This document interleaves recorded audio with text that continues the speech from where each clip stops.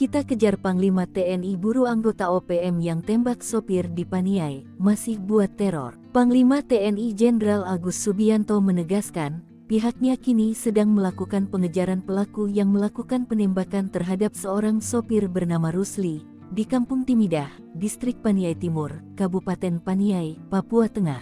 Adapun, aksi teror tersebut dilakukan kelompok kriminal bersenjata KKB pada Selasa tanggal 11 Juni tahun 2024 siang.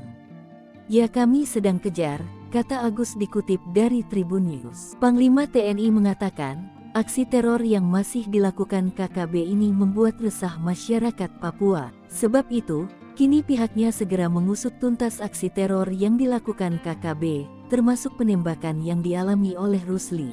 Kelompok OPM tersebut masih membuat teror ke masyarakat. Baru-baru ini menembak sopir taksi ya, dan setelah ditembak mobil Avanzanya dibakar, kita kejar, tandasnya. Aksi teror kelompok kriminal bersenjata KKB di Papua kembali memakan korban jiwa. Kali ini, seorang sopir angkot bernama Rusli menjadi korban pembantaian KKB. KKB menembak seorang sopir angkot hingga tewas di Kampung Timidah, Distrik Paniai Timur, Kabupaten Paniai, Papua Tengah, Selasa tanggal 11 Juni tahun 2024 siang. Tak cukup hanya itu, KKB juga membakar jasad Rusli di dalam sebuah kendaraan.